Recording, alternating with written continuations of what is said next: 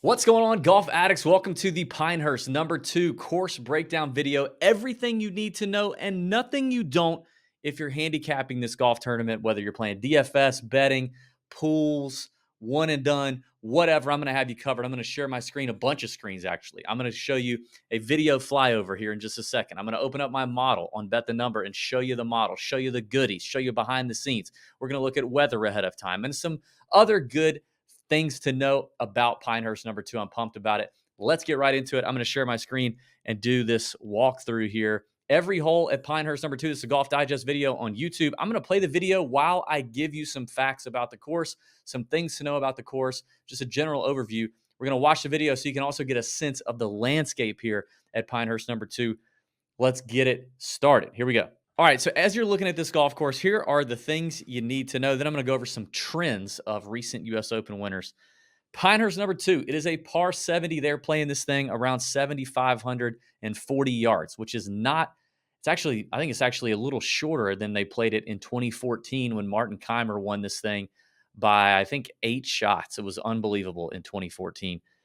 It is a Donald Ross design, but Core and Crenshaw, Bill Core, Ben Crenshaw redesigned it in 2010, 2011, really a renovation back to its roots of Donald Ross, added in a whole bunch of sandy areas and the wire grass. It had all kind of been turned into like regular grass and rough. It just totally lost its look.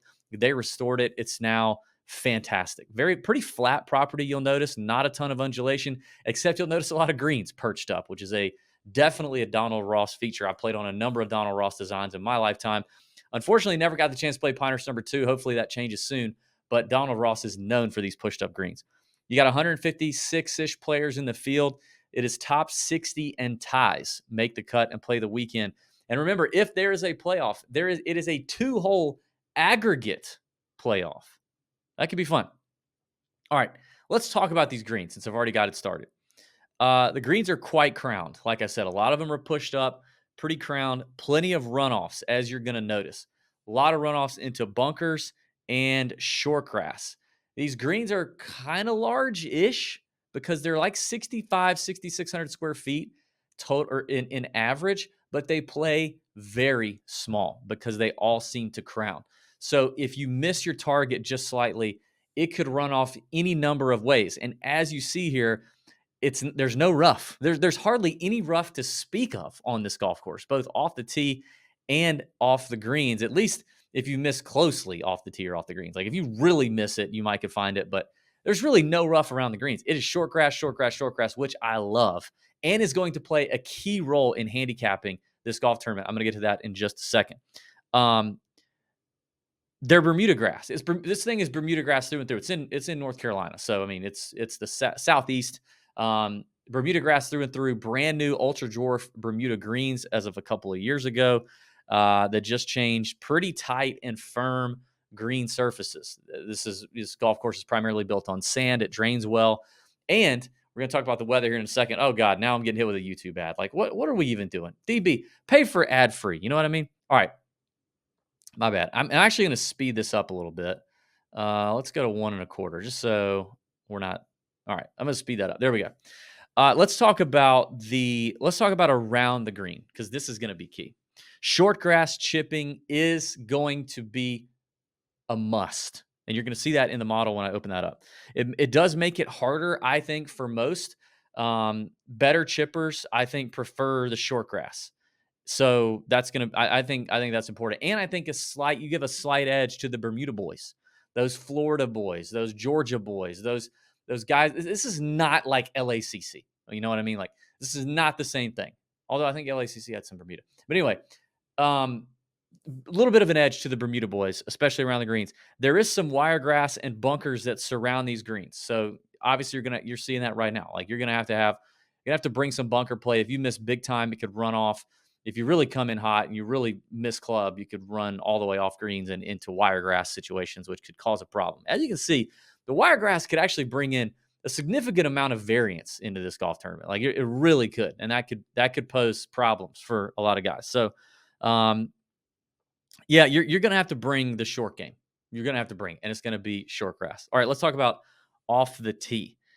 So you have the sand and the wiregrass areas off these fairways as you're looking at right now. Like if you miss this fairway right, who knows? You could have a great lie in the sand, a bad lie in the sand. You could have a great lie in the wiregrass, a bad lie in the wiregrass, but you're probably going to be able to hit it. You just might not be able to hit it well. So, like a variance out of this wiregrass. It's going to require some patience, man. Smart play, conservative at times, a good attitude. You know what I mean? Because you just might miss it by a little bit and find yourself boned in the wiregrass.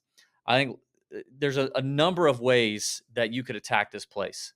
Um, you know, you could be a long hitter that drives it really straight. You could be a short hitter with really good mid to long iron play. I mean, if you're a long hitter that drives it really straight and is as firm as Pinehurst could play, and we'll look at the weather in a second, just an early look.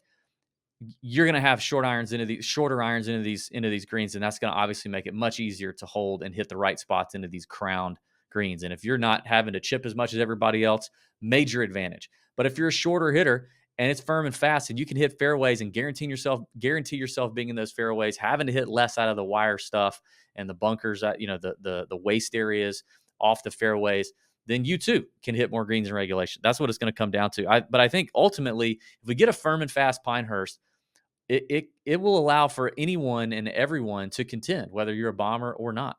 I think creativity is going to be required around the greens. Martin Keimer putted off the green from everywhere in 2014, which he couldn't chip worth of crap. So, I mean, it made sense.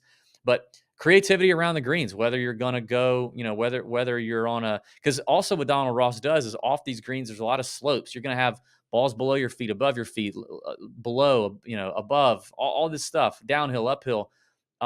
Even around the greens. So creativity around the greens, I think, is going to be essential. Do you hit it high and land it soft, but risk if you go too far, you're in the next bunker or you roll off the other side? Do you bump it into the slope? That's going to be important. But also creativity, even attacking the hole from off the tee and on approach shots, because even though there's not a whole lot of like severe elevation changes, there's a lot of subtle rolls and breaks and angles that Donald Ross has put into the fairways and the areas, the landing areas off the tee here, that are going to make guys think and are going to require creative shots. So I think all that's going to be really fun to watch. All right, let's talk about the scorecard. Okay, so there's two par fives. You have the 588-yard par five on the front and a 617-yard par five on the back. And obviously, these are probably tipped out. Your par threes range from 184 up to 216 with 199 and 207 as well. So 4 par threes, 2 par fives, like I said, par 70. Now, par fours over that are longer. So I would say over that 450, 460 mark, you have 1, 2, 3, 4, 5. You have 7 of them. That's where a lot of the teeth of this course comes. And 2 of them could get up to 500 yards, 500, 528, 492, 478, 46, 472, and 536. You've got some behemoth par fours on this golf course. But you got some shorties that are going to make you think. The first hole is a great example. 395-yard par 4, number 1, 387, 426, 381, and 448. So all of those could be wedges and short irons in, especially if we get firm and fast Pinehurst. I think you're going to have a lot of wedges and short game into both par fives. I don't know that if we have firm and fast Pinehurst, like, to get there in 2 and be putting is going to be very difficult for even the longest hitters, is my guess, if we have firm and fast conditions and they play them out to 580, 617. Like, you're still going to have a long way. And to hold these greens with these runoffs is going to be difficult. So I think taking advantage of the par fives is ultimately going to come down to wedge play. So I think that's going to be important. Your past champs, you had Wyndham Clark win at LACC last year at 10 under. Matt Fitzpatrick the year before that at the Country Club in Boston, I believe, at 6 under. John Rahm won at 6 under. Bryson won at 6 under. Woodland won at 13, which was at Pebble Beach. Koepka's back-to-back years was +1 and 16 under. So a mixed bag from the USGA. But I think we know now, based on the last few years, I mean, LACC played easier last year than people wanted it to play. I think even the USGA wanted it to play. The 3 years prior to that, your winning score was 6 under. And the year Bryson got to 6 under, I don't think anybody else broke par. So the USGA wants this thing to play firm and fast. That's their identity as a major, is that is the most difficult major of the four, and it tests these guys to the limit. So I think we need to expect a course setup that is trying to get a winning score in that, 2 to 5, 6 under range. And if it's worse than that, if it's even par, I think the USGA is perfectly fine with that. They did play the 2019 US Amateur here, in which Andy Ogletree won, who is now on Live and will be playing this year. Other notable names that played in that 2019 US Amateur that made it to the round of 32 would be Akshay Ludwig and Isaiah Salinda, who qualified. Isaiah Salinda's a good name. And Salinda's going to be cheap. Guys who made it to the round of 64 but got eliminated would be Austin Eckroat, Cam Young, and Sahith Theegala. All that at the 2019 US Amateur. So that is a flyover of the course. That's kind of what we're looking at here in terms of this Donald Ross design. Now, some trends. I got these from Dave Tyndall. Great article, great writer, great researcher. 10 of 10 winner. 10 of the last 10 win. This is all out of the last 10 winners of the U.S. Open. Okay. 10 ranked in the top 35. 8 of them in the top 25 in the World Golf Ranking. Now, the World Golf Ranking is now skewed. We know that, but just saying. 7 of them were American. 7 of them were in their 20s. 9 of them had a previous U.S. Open top 25. 5 of them had a previous top 10. Wyndham Clark kind of busted a lot of these trends. 8 of them had top 10s in at least one of their 2 previous majors. And 7 were first-time major winners. We produced 7 first-time major winners out of the last 10 U.S. Opens. And 8 had a top 15 in 1 or 2 of their previous starts on tour, whatever tour that would be. So there is your flyover. There are your trends. Bang. Look at how efficient that was. We crushed that, okay? Now, I want to show you, just because I meant to show this earlier, let me, or I wanted to show it when I was going over the scorecard. I can't find the actual official scorecard, so this is going to have to do for now. Let me maximize this so you can see it a little easier. So the USGA is saying obviously this is subject to change, but this is your scorecard. So you got the 588-yard par 5, number 5, the 617, number 10, the finishing holes, brutal. I mean, hold on to your butts, right? A 200-yard par 3 in 15, a 500-something yard par 4 on 16, another 200 long par 3, 17, and then 18 is your 448 par 4. So that is basically what the scorecard is going to be. Let's take a look at the weather. Now, I am filming this on Friday afternoon around 4 o'clock. The Memorial's going on. So I don't know what's going to happen. I don't know who's going to finish second and beyond. I do know Scotty Scheffler's winning because I already said that on the show last week. We know Scotty's going to win. So I'm happy about it. I'm really happy about it, actually. But let's look ahead, because this is going to be a key indicator for how firm and fast we get this. All right, looks like a little bit of rain projected here for tonight, but I mean, that's like literally 1/10 of an inch overnight. Clear all day Saturday, clear Sunday, clear Monday, clear Tuesday, clear Wednesday, overcast but no rain projected for Thursday. Whatever this is on Friday, that's literally somebody spitting on the ground on Friday, less than 1/10 of an inch. Clear Saturday, maybe get some rain on Sunday, but none of it looks bad. And again, Pinehurst drains extremely well. This place drains very, very well. So I'm not super worried about it. I think we are going to get firm and fast Pinehurst, and I am pumped about that. I'm pumped about it. I'm also pumped about the Swanee shirt I got on right here. Okay, before I share my model, I'm about to do it, so calm down, calm your tits. But look at this Swanee shirt, okay? And this thing gets washed all the time because I wear it all the time. Collar stays stiff. This placard, I can never remember what it is, stays stiff. The fit is great, feels great, looks great. God, it's beautiful, man. And we've got a code, TJ25 for 25% off your entire order over there at swaneys.co. The link is in the description of the podcast or video. And look at this. Father's Day is coming up. Look at this, man. This is cute. You can get some Father's Day bundles, because Swaneys does not just cover the men, but they cover the women and the juniors. And look at these bundles, man. These bundles are awesome. You can get a polo and a hat for $79, a junior polo and a men's polo for $89, polo and shorts for $99. And I mean, the designs are awesome. The team at Swannies is fantastic. Right here, based in the U.S., ship anywhere to U.S. and Canada. Great people in 1,000 or so stores nationwide. Just a great business doing great things. There's my shirt right there, the Chase Polo 68.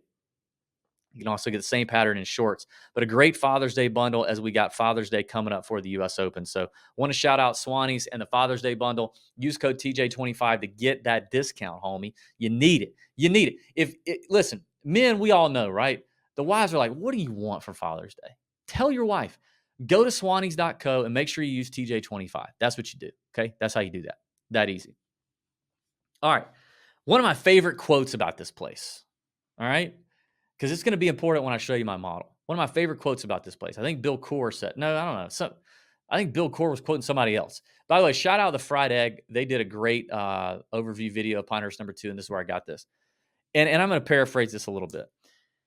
On the greens at Pinehurst, he said, you don't count the number of greens you hit, you count the number of greens you visit. Especially if it's firm and fast. So God, I hope we get that firm and fast Pinehurst. Dear Lord, baby Jesus, don't let the rains come. Don't let them come, Lord. Keep it firm and fast and fiery. Thank you. You know what I mean? Like, that's what I want. I want firm and fast and fiery Pinehurst. That's going to be awesome. And then it will be greens you visit. Your ball is going to visit the green, and then it's going to roll off. And then we're going to have to see how your short game looking, homie. That's what we're going to have to see. All right, let me show you what's up on Bet the Number. And so since, obviously we don't have, I can go back on Bet the Number and look at last year's U.S. Open. Doesn't really make sense. Doesn't really make sense to go back and look at the 2014 version of Pinehurst. I don't think it's, there have been some subtle changes since then, especially on the greens, so the Bermuda grass, the Ultra Dwarf, whatever. They're playing a different game now anyway. So doesn't really make a lot of sense to do that. Now, so I'm going to show you the model. Before I do, our friends at Bet the Number put out an initial model. And by the way, the U.S. Open field has been loaded in Bet the Number since Thursday, June 6th, Thursday of Memorial. They're on it. DraftKings odds, DraftKings DFS prices dropped today. Those are already loaded and are going to be loaded. You'll see them here. Bet the Number's already on it. Okay. There's been some new model updates that I'm going to show you. That's going to be sweet. I'm going to really lift up the skirt today. Okay. I'm lifting the skirt. I'm showing you all the goodies. And in fact, big announcement for the U.S. Open, I'm going to make my model publicly available on Bet the Number. So if you are a Bet the Number subscriber, you can look at the Bet the Number model that they build behind the scenes, and you can look at DB's model. It'll say TJ DB's U.S. Open model. You'll see it. I'll show it to you in just a second. And you can take that model and add to it or subtract to it or change some numbers based on what you think and make your own off of mine. Or you could just say, I'm going to fade DB and not do any of this. You might be better off doing that. I don't know. This is what we like to do, okay? If you don't want to make a model, you just want to tail picks and see what I come to. Because, listen, I may adjust the model based on what we hear from our boots on the ground, because we're going to have plenty of boots on the ground this week from Bet the Number on site at Pinehurst. Players, caddies we know, player interviews, all that stuff.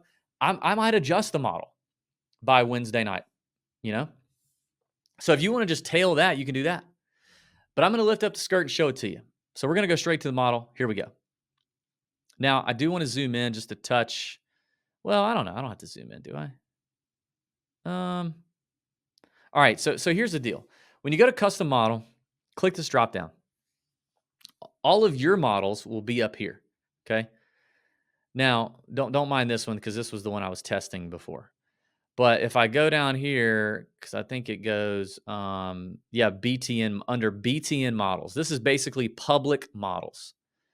You have the BTN US Open 2024 model, which is put up, and I took some cues from, because the folks at BTN have already been to Pinehurst, and they already kind of are understanding what we need to do at Pinehurst to have success. So I took some cues from them and then added my own spin to create the model we're looking at right now, TJ DB's USO 2024. And this should be available to you. You can go look at it if you're a subscriber. All right, I've got the outright odds coming in from DraftKings. I've got the DraftKings salaries already in. I'm sorted right now by DraftKings outright odds. In fact, I'm also just going to do this. I'm just going to go to favorites only. And I do this every time I do a course breakdown video. This doesn't mean like I like all these guys. These are just guys that I think are interesting and we could talk through. Not all of them, but just hit a few of them. So I'm not going to show you all the goodies. But let me show you the model. I don't normally do this. Normally, I just show you the columns. Okay, here's their last 5 tournaments. By the way, again, remember, I'm recording this on Friday. So, and it's live. This is live updated. So apparently Scotty is now T2. That pisses me off. What happened?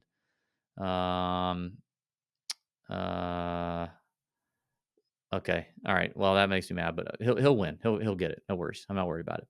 But anyway, this is where they are as of now on Friday. This is going to change. Okay. So once Memorial is over and even tomorrow, like this is going to look very different.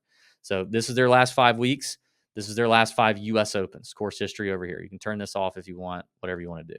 You can turn that off, however you want to do it. We can look at raw values. We can look at rankings. Model score is important. Basically, Xander and Scotty, if I sort by model score, Xander, Scotty, and Ludwig all rank 10, even though the rank is 1, 2, 3. They all rank as a 10 based on the model scoring. Interesting. Okay. So let me show you this. I'm going to open up the skirt here. I'm going to lift up the skirt, and here's what we did. Okay. Now, I didn't really mess a lot with the global filters, but you can. If you change these, it will apply to everything unless you add additional filters. But I'm kind of a control freak, so I always add additional filters because that's just how I am.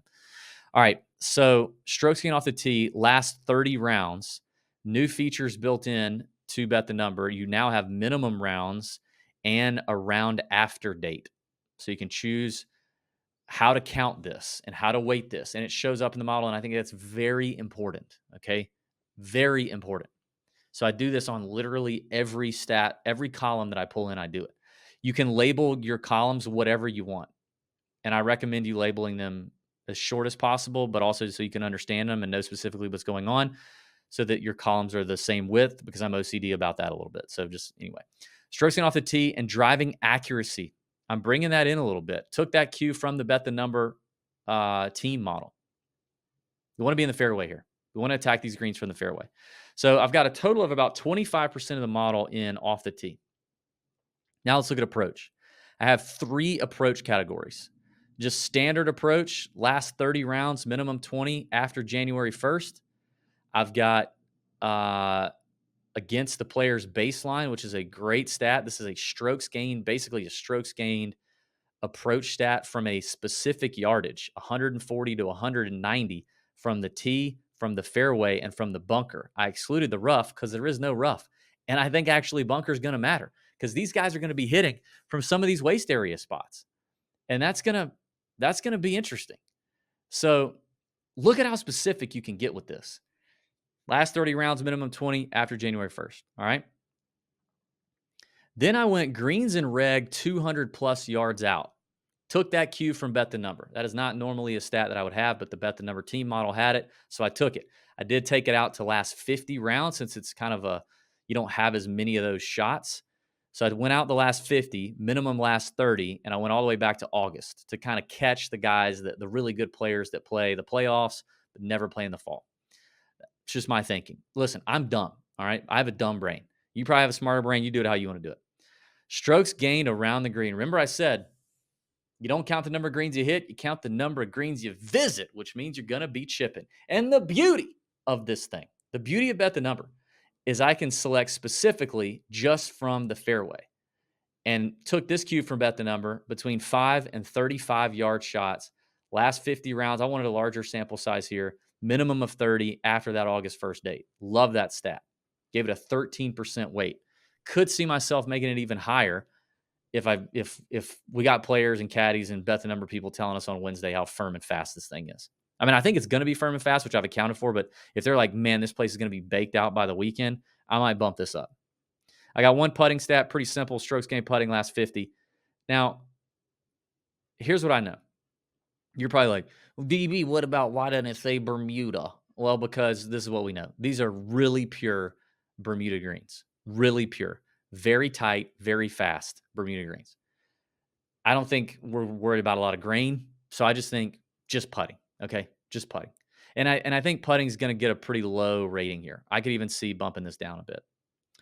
Bogey avoidance, I like that one. Long term, last 50 rounds. I just labeled it no bogeys. And then this one's kind of fun for me, and I just like seeing this. Really, I give it a pretty low weight, only 5%. But I basically went after March 31st of 2022, so starting with the Masters in 2022, and I only included Augusta National, the last two um, U.S. Open, or sorry, last three U.S. Open venues. No, last three PGA Championship venues, and the last two U.S. Open venues. But I put a minimum number of rounds. I want to see that if you played at least 8 rounds in those majors. So I'm excluding the Open Championship rotation, and I'm counting the last 2 years or only just to see, like, just tee to green, like who's showing up at these majors ready to go tee to green. It's more of a visual thing for me. Like I said, a pretty low rating here in the stat model, more of a visual thing. So I didn't mean to hit apply. Dang it. Now it's going to take a second. Shouldn't have hit apply. But anyway, there it is. Okay, let me just make sure I update existing TJ. Where is it? TJDB. Sorry, I didn't mean to jack this up. Oh, gosh. Okay, there we go. So here's what we have. Let's just sort by outrights. Let's just do that. All right. By the way, if you want a Bet the Number subscription, you need to jump on that. Link is in the description of this video. Code TJ gets you $5 off the monthly membership or $50 off the annual membership. Highly, highly recommend it. BTN is doing great things. The website is awesome. The people behind the scenes at Bet the Number have been working with about a dozen or so PGA Tour players for the last few years, understanding golf courses, breaking down golf courses, how to attack golf courses, and how to analyze data from courses and player data. Literally, and by the way, working on the last 2 U.S. Ryder Cup teams for as data analysts and golf course analysts. Those are the people that are making that have made and produced and own Bet the Number. They're strictly devoted to golf. They're not going to forget about you in football season. They're improving the product every single month, every single quarter. It continues to evolve. It just launched January 1st, and this is already where it is. It's huge. It's licensed PGA Tour shot link data. Comes in live with like everybody else that has a license deal with the PGA Tour. It's fantastic stuff. Really smart, really brilliant people behind it. You don't have to be a genius to understand it. It's not overwhelming. It's super user-friendly. TJ gets you $5 off monthly, $50 off annual. And if you are a Tour Junkies Discord member, a paying Tour Junkies Discord member, which there's a link in the description for that as well, you can message me at Tour Junkies DB on in the Discord, DM me, and I will give you a one-time unique code that is the biggest discount available to anyone for Bet the Number. Bigger than like the guys that own Bet the Number's parents, okay? You get a better deal than them, seriously. So do that. All right, let's talk about some names and we'll get out of here. Obviously, Scotty's going to be number 1. Duh. Xander's going to be number 2. Duh.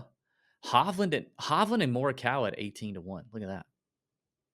Ludwig, who gets the same model score for me as Xander and Scotty at 20-1. I think Ludwig's knee is just fine. In fact, Wednesday night, this past week for the Memorial, in the Discord chat, I told everyone, according to our sources, boots on the ground, Ludwig's knee is fine. Ludwig is currently in 4th place at Memorial. Now, this is Friday afternoon. Who knows where he finishes? But I think Ludwig is fine. Very interesting. The next guy here, John Rahm, may not be fine. Video circulating around about an hour ago that he might hurt himself at LIV. Who knows? That's going to be interesting. We'll see what Brooks does at LIV Houston this week. He obviously disappointed at the PGA, but that'll be a good one. Tommy's checking a lot of boxes as always. T5 last year at LACC, but 35-1. Cam Smith. I don't love Cam Smith here.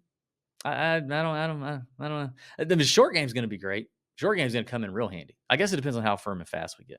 Tyrrell Hatton is there. Homa, if he can figure out how to drive the freaking ball straight off the tee, if he could do that a little bit. I'd like to see him hit some more fairways at Memorial this week. I think this is a great course for Hideki. He's 9th in my model. He is 50-1. We know he's good. Look at this. Look at this last 50 around the green from the fairway. 5th in the field. We know he can chip off tight grass. I think Hideki could be interesting. I might want to grab him now because he's already T7 at Memorial. If he has a good week, he could get shorter. I kind of like it. Shane Lowry, really good, except not good from tight grass. Not good putting. Tom Kim's starting to buck his head a little bit, playing well, not checking a ton of boxes, but look at the recent play. Very solid. Sam Burns is playing well right now. We know he's Bermuda Burns. Siwoo, really good chipper off the tight grass. Can't putt worth a lick. Hits a lot of fairways, though. Who else? Mean Dean Burmester. So if these guys don't have enough data, right? Because remember, I put the date, right, that it had to be after a certain date. Obviously, these live guys aren't going to have data for that. Dean's one of them. You kind of have to take account into that for this model. And I don't really think it makes a lot of sense to look at live data compared. Like, the whole thing is different. It's part of the nuance of golf handicapping at the moment. Billy Horschel is interesting. 130 to 1. We know he's going to hit fairways. Look at that. 25th in driving accuracy. Third in greens in regulation from 200 out. First in chipping off the fairway tight grass. Second in putting. Avoiding bogeys. Playing well. 130 to 1. Billy Ho is very enticing. Hadwin playing well right now. Currently has him in the lead at Memorial. That sucks. Austin Eckroat played here in 2019. Like I said, made it to the round of 64. You got some of these guys down here. Luke Clanton's a college stud. Isaiah Salinda, I told you, made it to the round of 32 in the 2019 U.S. Amateur here. T7 at the Shriners last year. He kind of made some noise. I think he Monday qualified. Isaiah Salinda's got some game. He's 5,200 in DFS. I think that's kind of interesting. Takumi Kanaya has been playing a fair amount on the PGA Tour, not really doing much with his opportunities, but he's got some experience. He's pretty cheap. David Puig playing well on live and qualified for the U.S. Open via qualifying. Finished 39th here last year. And Tim Whiting is tearing up the Korn Ferry Tour. Guy's a stud. Tim Whiting's going to be on the PGA Tour next year for real. Gary Woodland's starting to show some form here recently. He's actually putting. My God, what if he could actually get the ball striking back to where it was? That could be crazy.